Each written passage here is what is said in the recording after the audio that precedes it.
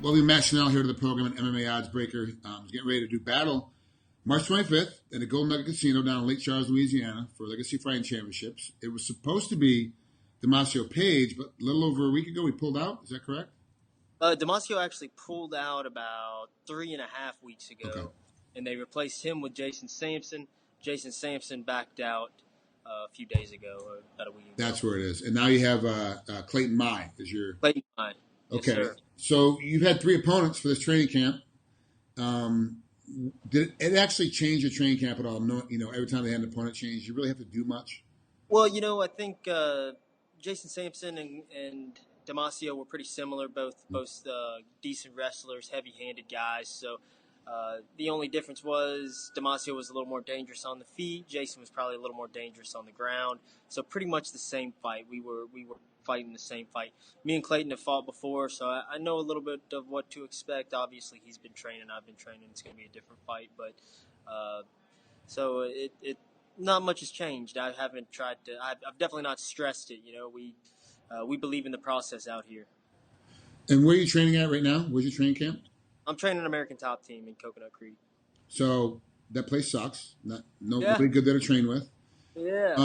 So being on ATT, what's it like walking in the room some days? Because there's a lot of killers in that room. There's a lot of guys in there. But it seems to be, everyone seems to come out of it pretty injury-free. Everyone seems to get through their training camps pretty well. And they're able to battle. But is it tough, though, going through those training camps with that many guys in that room? I think we're doing a better job out here now. Things have changed out. There's been a change in the regime, and we do a good job with our schedule and making sure that we're not overtraining, but at the same time we're doing enough.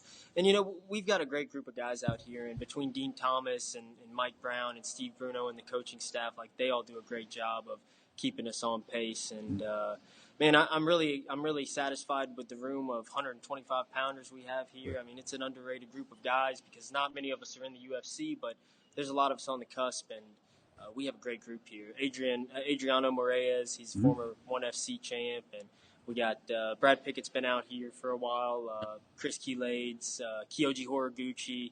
We've been killing it out here. We got a great group of guys. Yeah, I actually talked to Brad Pickett a little bit ago after his victory. He really was trying to decide whether or not he was going to retire or not before that victory, and he explains that American Top Team is the reason why he got through it.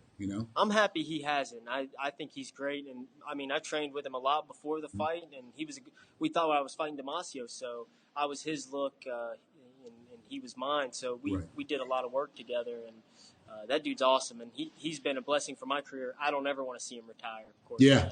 Well, at some point he's going to hit 50. He's going to have to retire, at some point.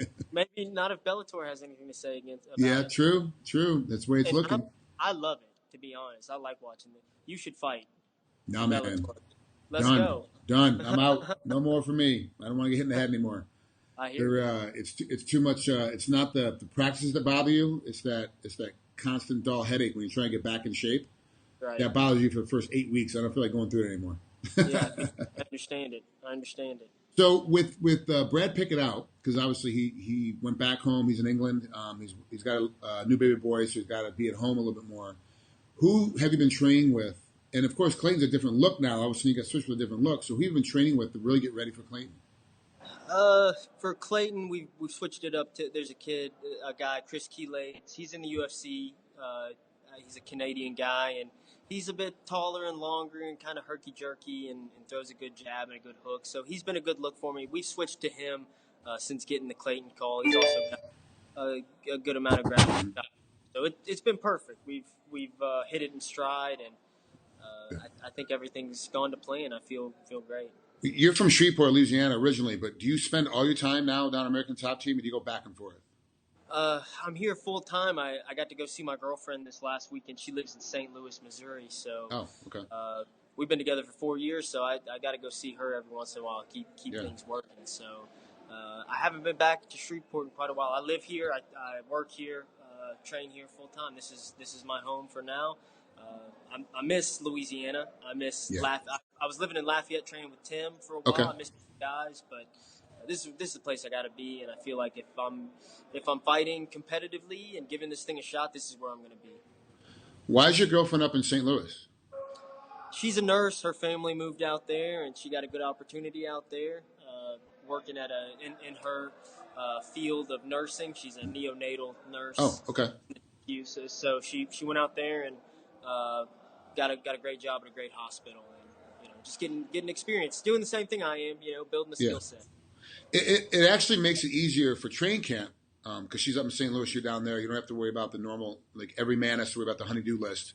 Come Sunday, can you do this? Can you do that? You don't have that issue. Do you spend time right after the fights are over going up to St. Louis and staying there for a couple of weeks to go see her? I usually try to go back and get a few weeks with her. Here recently, I've got a job here, so I have responsibilities here that I have to do.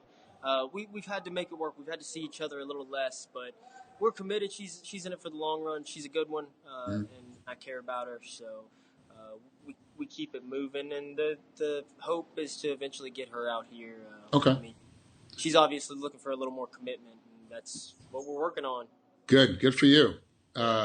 What job are you in? You said you have to work now. I work at a Taekwondo school. I do the aftercare pickup, so I drive a big bus and go pick up. I'm actually wearing my T-shirt right Nice. now. Give them a little plug, maybe, And so I go and I pick up these kids, and then I help them with their homework for a couple hours afterwards, and I even help out on the mats a few days a week. Go out and teach a little self-defense, and they always let me help when they're doing sparring on sparring weeks because I understand fighting, and I can show them tricky things that Taekwondo guys don't do. So. Nice. It's fun. It's a rewarding job, and I enjoy it, to be honest. How's the pay? It's not great.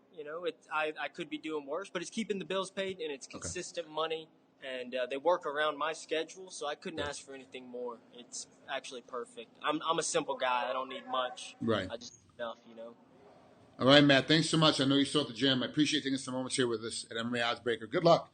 I think this fight's going to be a good fight. It's a good replacement, I think, underneath all things questioning. But this fight's going to be a good fight with you and Klayton.